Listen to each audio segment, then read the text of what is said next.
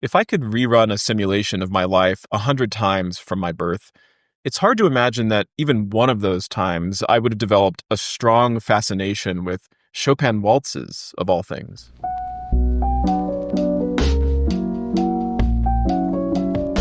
I grew up in suburban Austin, Texas in the 1990s, inculcated by cable television, Super Nintendo, and commodified hip-hop. Almost all of the music I'd ever heard was in 4/4 time. The only waltz I really knew was When Mario Went Underwater. I was 200 years and 5,000 miles removed from the waltz craze that had swept through Europe in the early 19th century. But when I stumbled on Chopin's waltzes around age 14, they swept me off my feet. Waltzing was to Chopin's generation a little like MTV was to mine. Regarded by conservative critics as indecent and morally corruptive, waltzing was at the same time a symbol of individual freedom and social rebellion.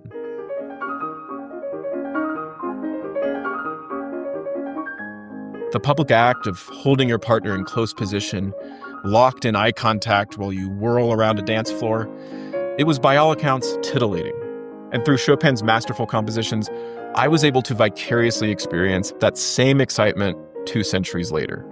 Now you'd think that Chopin's flirtatious waltzes would stand no chance against the hypersexualized pop culture emerging on the eve of the new millennium. And I was certainly a willing consumer of that culture throughout my teens. And yet I found increasing satisfaction in shutting out the spectacle, popping in Arthur Rubinstein's recording of the Chopin waltzes into my CD Walkman, and entering a pure and evocative sound world. I especially liked this waltz in A-flat, which repeatedly circles back to a grand cadence. My whole listening experience revolved around this moment, and each time it arrived was more gratifying than the last.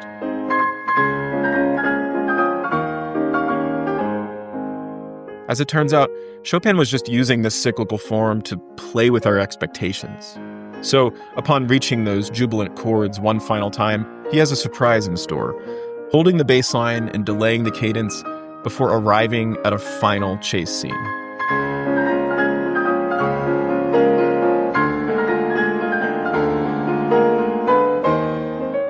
This plot twist was such a gratifying payoff to the piece, I just couldn't get enough of it. So much so that I would rewind the music so I could relive that moment over and over again.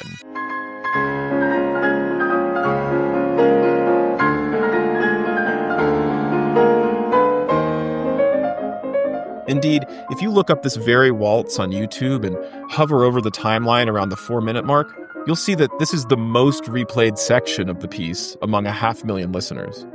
It's nice to know I'm not alone.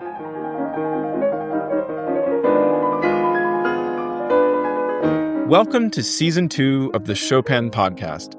I'm your host, Ben Laude, and over the course of this series, we're diving deep into the music of Frédéric Chopin, with episodes on each of Chopin's major compositional genres. This is the first episode of the second season, Waltzes.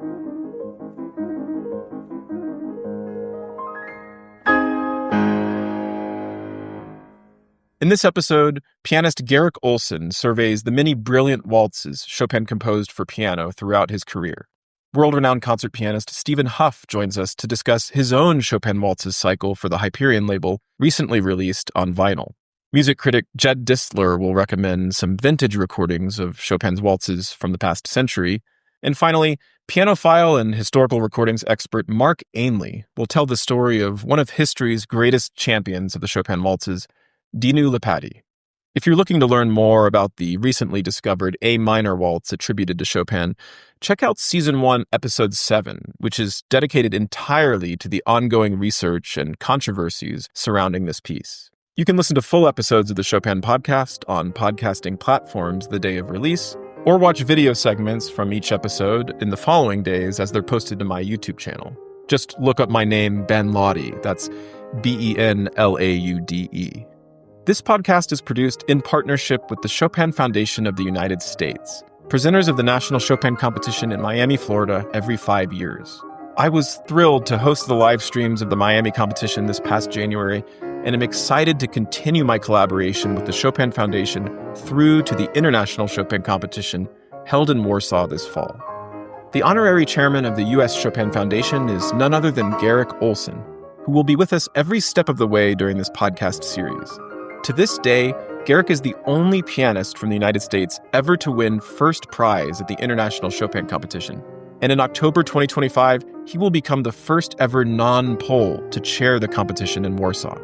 Garrick is one of the few pianists ever to record Chopin's complete works, published by the Hyperion label. Many of the recordings heard during this series are taken from that set. Digital downloads of the complete cycle are available for purchase on Hyperion's website. And although we grew up in different generations with access to different technologies, Garrick and I both fell head over heels for the Chopin waltzes thanks to the same recording. I was obsessed with the waltzes when I was young because it was the first classical record I bought myself. With Rubinstein playing the Chopin waltzes. As I was getting into classical music, I had an allowance. And since I was obviously, as the English would say, really keen on all of this, my parents let me get 1 LP a month. That was and I think I spent most of my allowance on that. And in those days, in the record stores, you actually heard a bit of the record you could buy. And I liked the sounds of the waltzes so much. So yeah, I went crazy for them. And I listened to them incessantly. And of course, I'm sure right from the beginning, it begins with those repeated.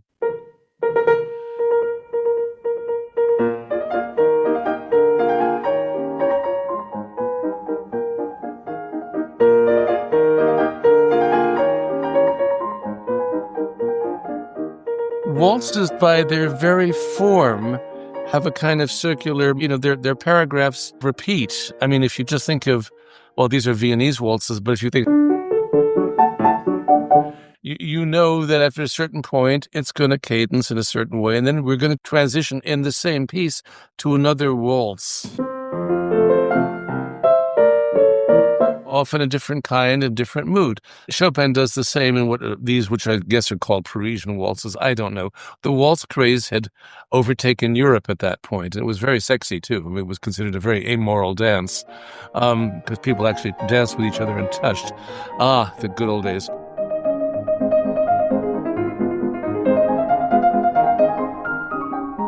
I had the pleasure of hearing you play this as an encore at Disney Hall a year or two back, and you were just talking about the cyclic quality of these waltzes. I felt that as you were playing it, because, I mean, it really was this sense of spinning in circles, returning to the themes and the pleasure of returning to the theme each time. And then the anticipation of where he takes you the next time. He nests little dances within each section as well. Yeah, you have to decide, even though he didn't help us here, do they all have to go exactly the same speed?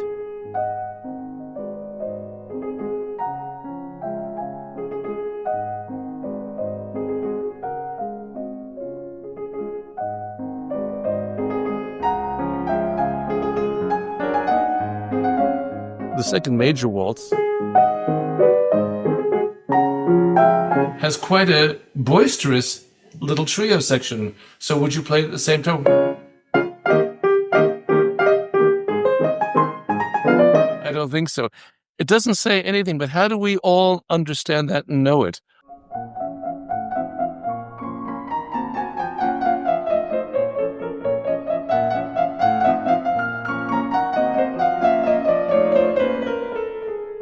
So this brings up a subject I just wanted to lecture about for just a moment. Freedom. What is freedom, and how much freedom do you need? Obviously, you need freedom in Chopin, but also, as we know, that freedom can get exaggerated to the point that it almost becomes sick-making sometimes. Can you give us a sick version? Of this piece, no, not so much. Hold on, let me just find a sick version of something. I'll probably err on the side of gross sentimentality,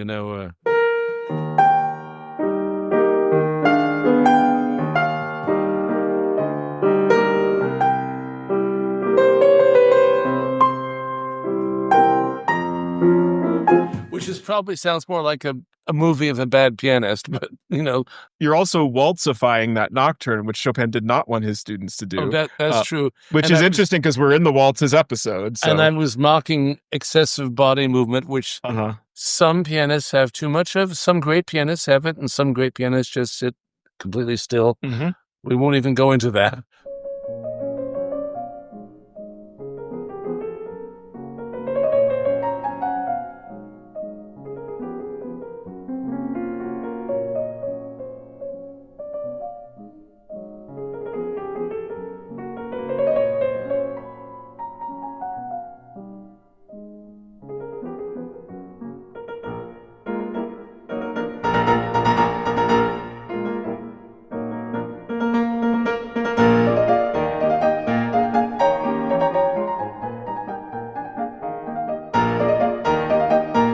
second episode of it is, famous finger stuff.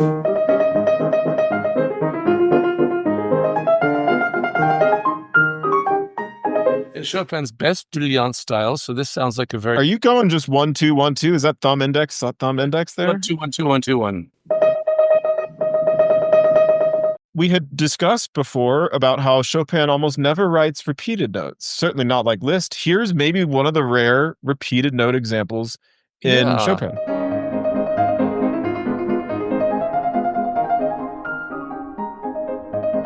I think the coda is kind of an important feature of these early, brilliant, kind of fast Parisian waltzes. He teases you in the first one. He brings it to a stop twice. Stop. Stop. And he begins the coda, which is with a vamp, which is also unusual for Chopin. So there we have the repeated notes. And then we have from Waltz number 3. And then he, as a climax, for the first time in E flat, on E flat. That's the opening material transposed and rearranged, and he heads to a brilliant climax. I mean, every bar of this piece is just the best thing ever written.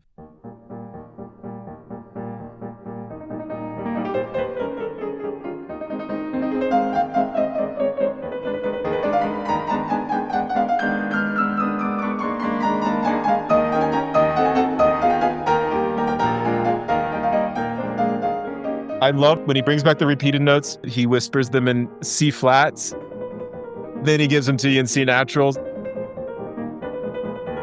It's just the most charming thing ever. It's incredible.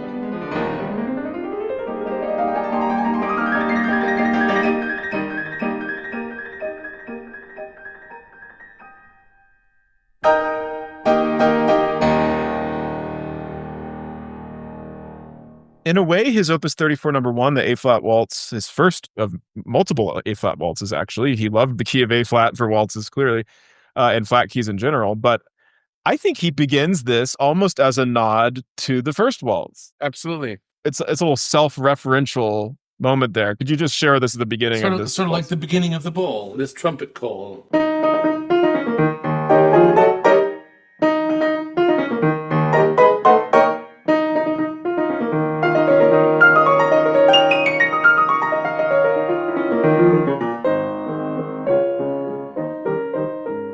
And the dancers begin to whirl around.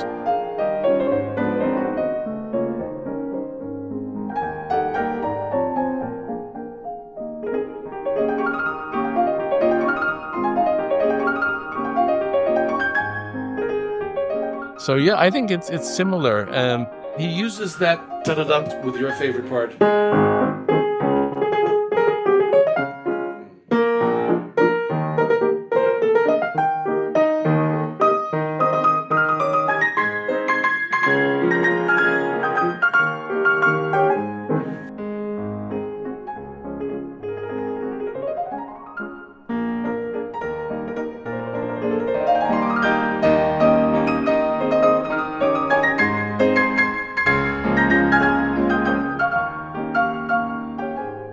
The last time around, I heard the great Rubinstein, and I know many great pianists did that, they extended up an extra octave. It's very thrilling for the audience.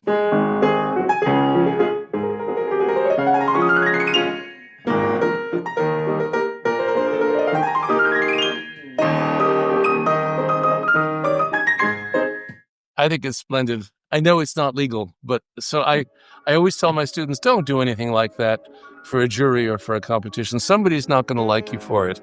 But when you're playing alone on the stage, if they've invited you and you have a slight name for yourself, as Horowitz always said, you are a king on the stage. Yeah. This is entertainment also. It's supposed to be fun.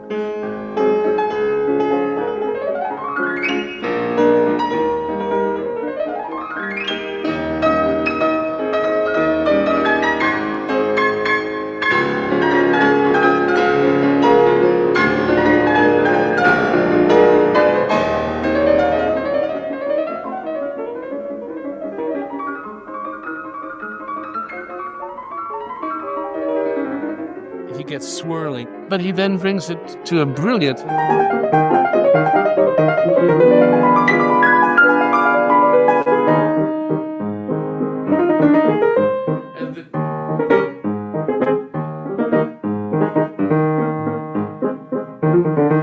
The dance comes to an end.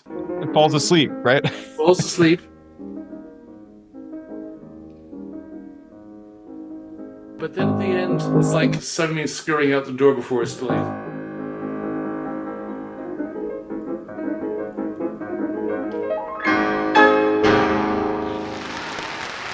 It's our duty now just to remind people who don't know Chopin's waltzes and mazurkas and polonaises are dances that are not meant for dancing.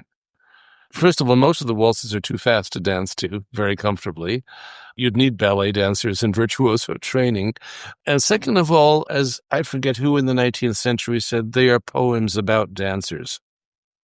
And by that, you mean not dancers, about the people who are dancing. Yeah. Speaking of waltzes you don't dance to, Chopin admitted to his friend Stephen Heller, who asked him, "What's your favorite waltz?" He said, "Well, it's difficult to say what I like best, but if you forced me to choose one, I would choose this one, the A minor." And it's unique. I mean, there's no other waltz like it.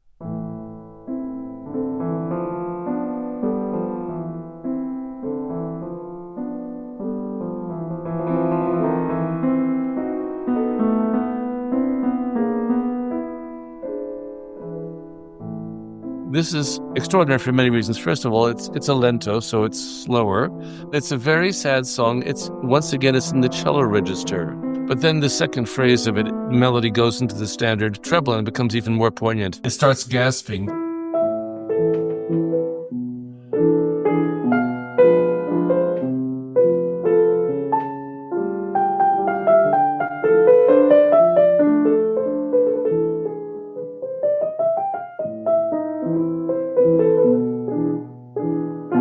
What a beautiful piece, yeah. It's simply gorgeous. It does get to slightly happier music at one point.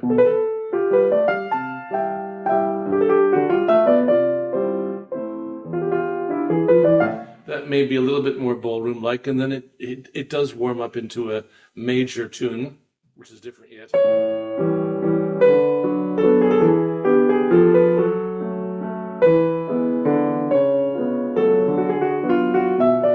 Still sad. I mean, that is sad music. But here's an interesting trick.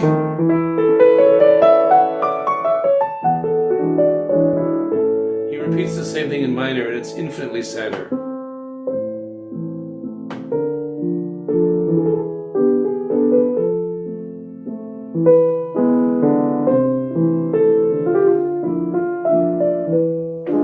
I mean, that's just heartbreaking. And I'm sorry, you cannot stop because he's about to do that little cadenza, but it's in minor.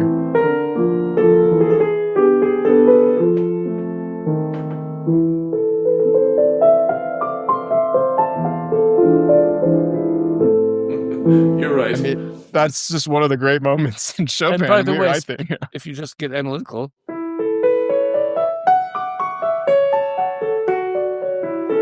it's 1, 2, 3. Those polyrhythms in this case very often have a quality of making you feel like you're in two places at once, slightly.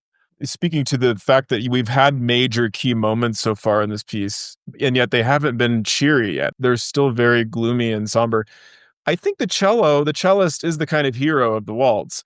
Yes. Finally, we do get a genuinely positive, reassuring moment when the cello says, "Enough of this. I'm going to sing a tune that's going to keep going and take us to a really beautiful, happy place," I think. Well, at least a more heartwarming and reassuring moment. Absolutely. Yeah. And once again, this is the coda where he always pulls the greater tricks out of his musical hat.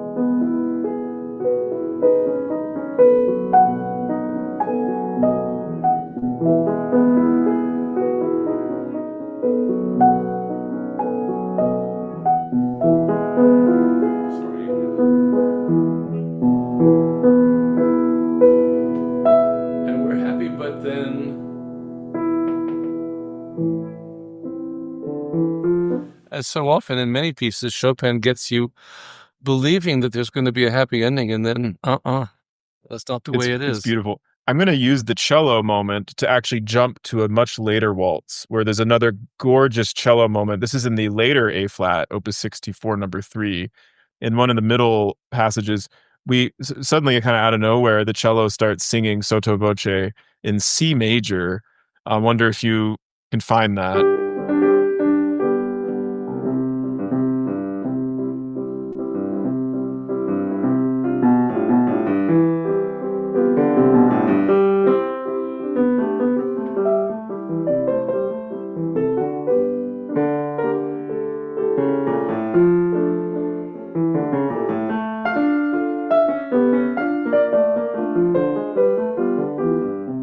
The cello dominates the whole central section of that waltz. I want to group Opus 34, number 3 and Opus 42 together in this sense. They both have delightfully, wild and fun metrical sort of ambiguity about them.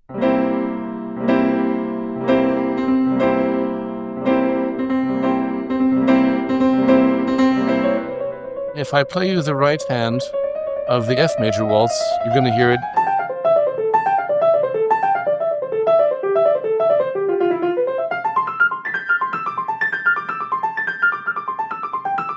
It's very clear, but the left hand is twice as fast.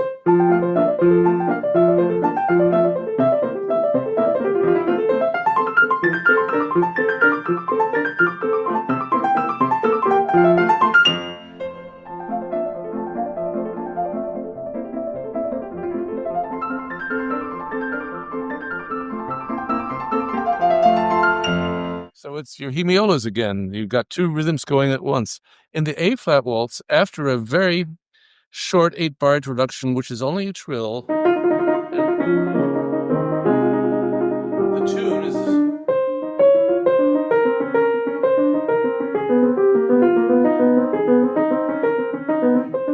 So it sounds like a very fast waltz.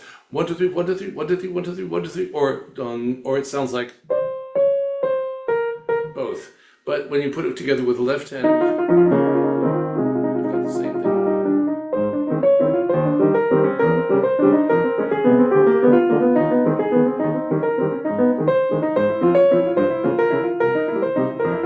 Of course, and you have, in this waltz, you have this little nagging and charming inner voice.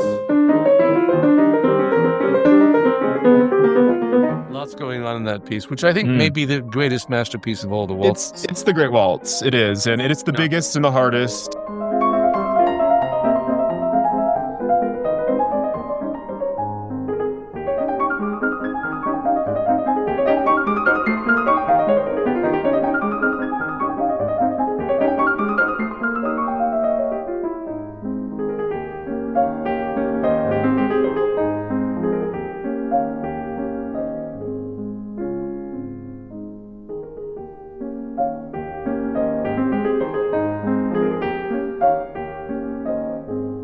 And I will say now that it's one of only 3 you can choose in the upcoming Chopin competition. You can only choose Opus 18, Opus 34-1, or this one, Opus 42, in the first round. In other words, one of the big grand concert waltzes.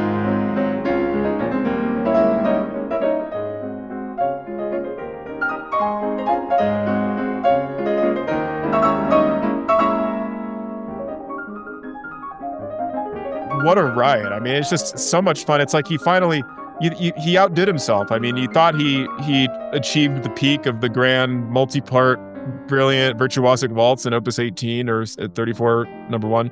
Nope, this is the most brilliant.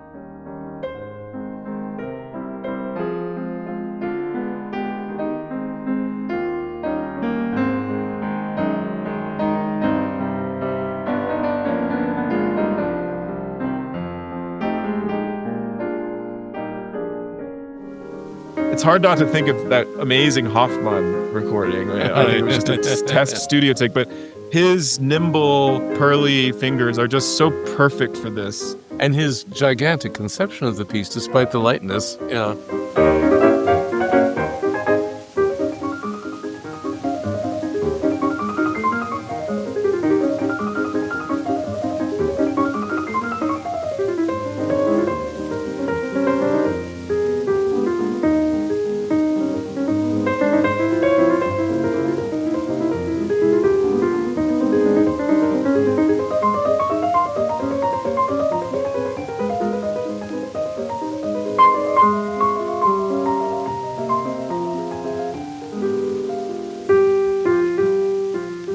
You're speaking about... Yes. Which he plays in this, you would call it this classic French jeu perlé, the pearled, like every bead of a necklace of pearls must be perfect and, just delightful. And so, and that guy was wired different than any pianist in recording history.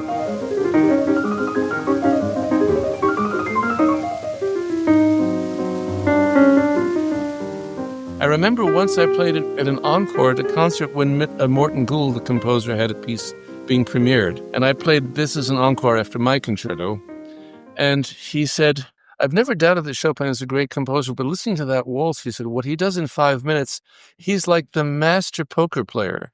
He says, here's a nice theme, and everybody smiles. And, oh, you like that? Well, I've got another one. I've got another one. I've got another one.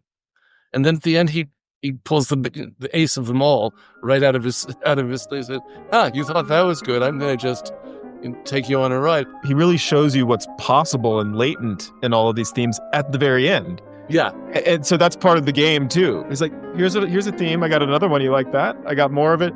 He cleanses your palette with all of these runs. I love that he sort of wipes the slate clean every time. Okay, now the next one. Yeah. And then only at the end does he say, actually, these themes are loaded with drama. Yeah. I just think that's so, it's just so amazing. utterly surprising and delightful.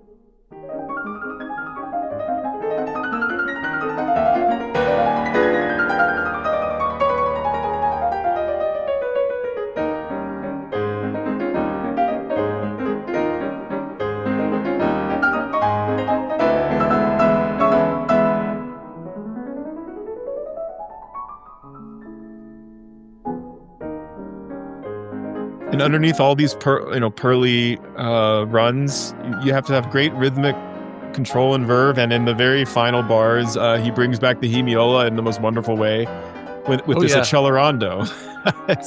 How cool is that? It feels it's so fun to play that. It's marvelous.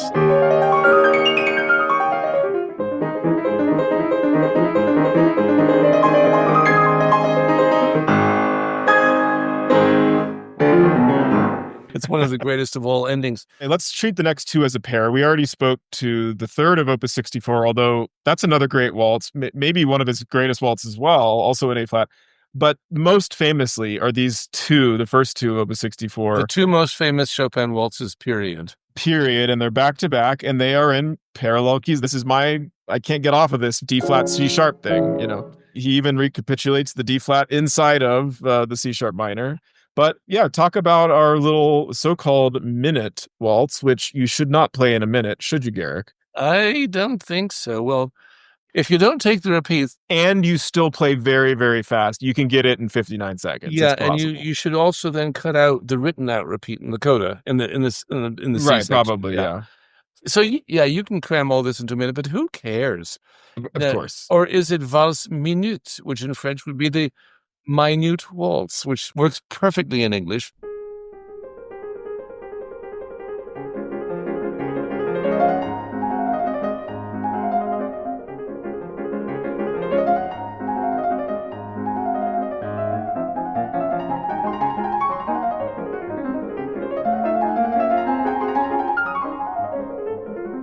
And so it got to be called the minute waltz. Can you play the minute waltz?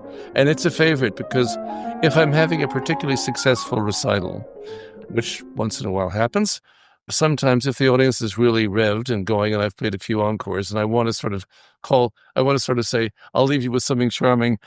This is my old joke. I say, this piece is too famous to announce. And they don't know what you're going to do with you.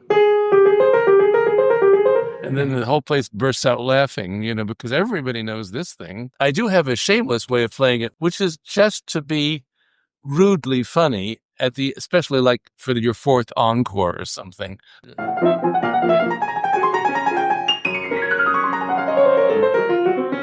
Which is how it ends normally. I just really, do the usual build up, and then I just stop on the top F. Like, huh? Like, what's going to happen now? And then I swoop down and I stop again. It's really tacky. I mean, it's incredibly rude, musically. It's very funny. And Maestro Rao would have my head for that. He's rolling in the grave. Yeah. But I don't know. I think it's okay. I don't know if I ever heard another pianist like Rubinstein or Horowitz, who also had great wit and humor in themselves, do quite that. But that's the sort of trick. I think I invented that one myself and thought that's almost like a Horowitz trick, just to get the audience giggling. I schmaltz up the middle of the thing more than probably as one should. I show the the sort of ha ha ha. Let me,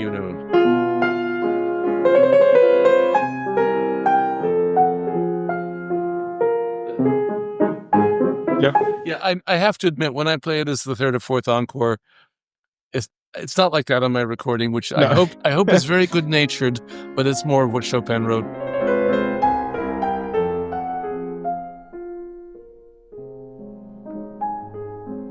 The legend is that Chopin actually was inspired by a dog, chasing his tail. And that moment, for me, that's the dog like yelping. He almost got the tail. Anyway, I do think that this is a piece about a dog, actually. It feels right to me. I don't think Maestro Chopin would say, no, you've got it wrong. This is my most serious tragedy. I don't think so. No, not at all. It's his most canine of all his works. What is a serious piece? A very serious piece. Although also a mischievous piece is the next one.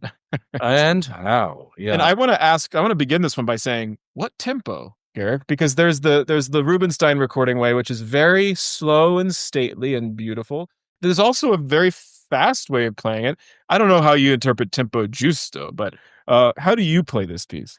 Well, I never know what tempo giusto is supposed to be. I learned at Juilliard from our piano lit professor that it meant a steady tempo. In other words, not a lot of playing around. Sometimes, often just, like in Schubert's A minor sonata.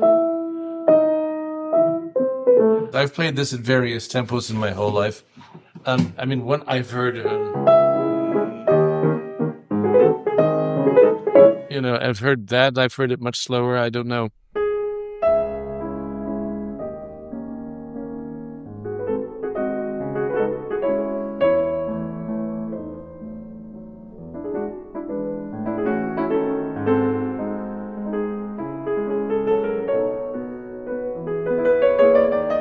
I never understood what that opening hairpin down meant.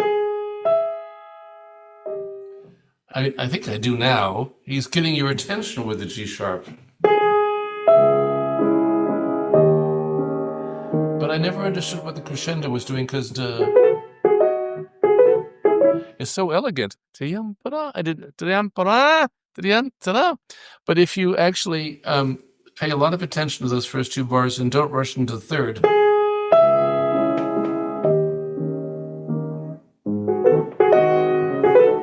That's sort of the part of the lilt.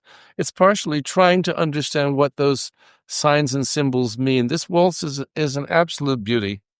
And the thing is, I didn't take it seriously when I was young because I think Rubinstein played it at every concert as an encore practically. And I heard Horowitz play it at least 5 times. And who knows, hundreds of, it became hackneyed, even in my lifetime. And before my lifetime, I think it was really hackneyed. To the point that it's a whole Victor Borge sketch. I am to play this waltz. I haven't played it for 20 years. And I finally realized that I'm terribly nervous. I can't play it. Well, so we still have got 5 minutes to go. 5 minutes, please.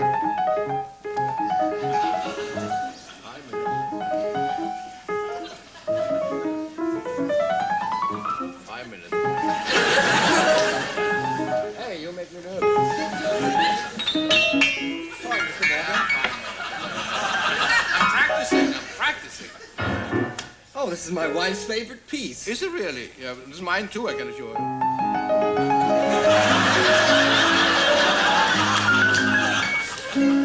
Lovely piece. Yeah, sure. Let's wrap up with what's sometimes referred to as the Le Dieu waltz, and also in A flat. but it doesn't begin on an A-flat chord by any means. And this is one of those waltzes, that his friend Fontana published after Chopin's death. But I'd say maybe the masterpiece of the posthumous waltzes, in my opinion. There's a great E minor one that's lots of fun. There's a B minor one that's delicious that comes right after this, and some other waltzes. But for me, Garrick, this is the great waltz that Chopin hadn't yet published upon his death. I wonder if you agree with that. I do. Also very fond of the F minor one, Opus 70, number 2. Yes.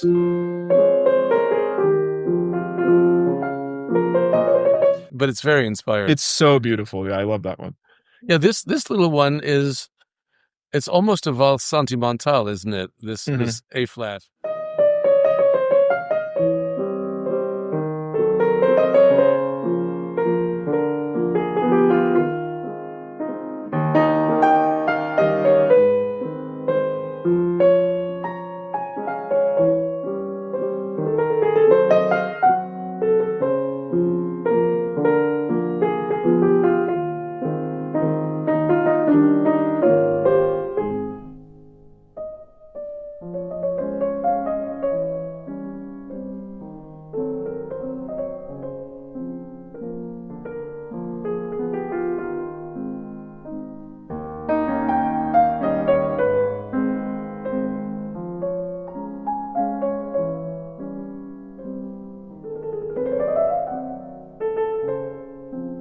Yeah, it's absolutely beautiful. It has 2 other little waltzes in it. The first one is certainly more lively, called Con Anima, and I think can really go a little faster.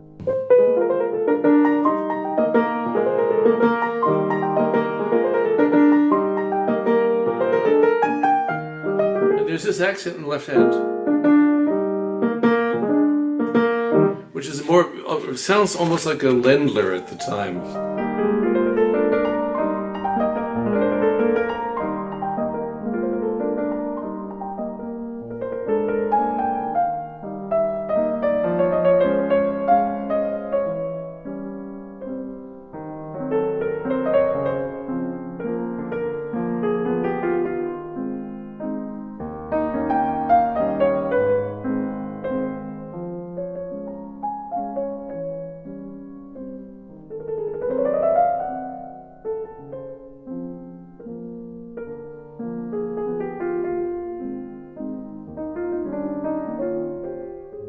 And then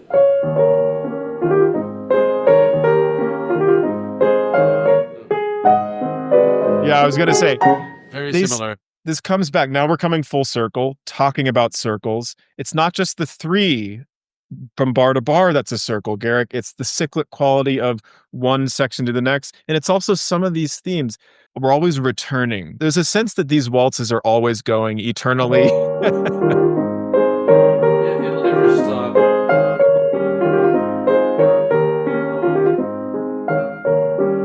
Yep.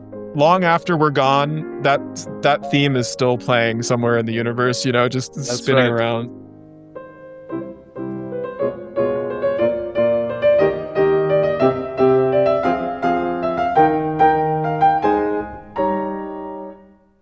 You're listening to a performance of Chopin's L'Adieu Waltz, given by 17-year-old William Guh at the 11th National Chopin Competition, where he would go on to win 5th prize. Williams was the only performance of Opus 69 No. 1 heard in Miami, since it was an elective piece he added to his quarterfinal program.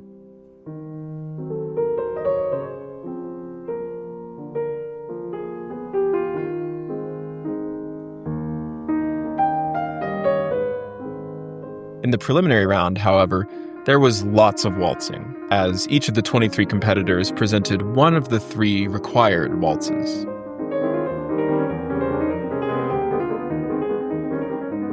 The Miami competition was a huge hit, attracting over 300,000 YouTube views during the week-long event and selling out the final round concerts. It was my privilege to host the live streams on behalf of the Chopin Foundation and interview the many talented competitors. Congratulations to all of the prize winners, and especially to gold medalist William Yang and silver medalist Anthony Ratanoff, both of whom earned automatic admission to the live rounds of the International Chopin Competition this October. To relive their prize-winning performances from the national competition and all the other great playing and fun conversations that took place in Miami, make sure you're subscribed to the Chopin Foundation YouTube channel.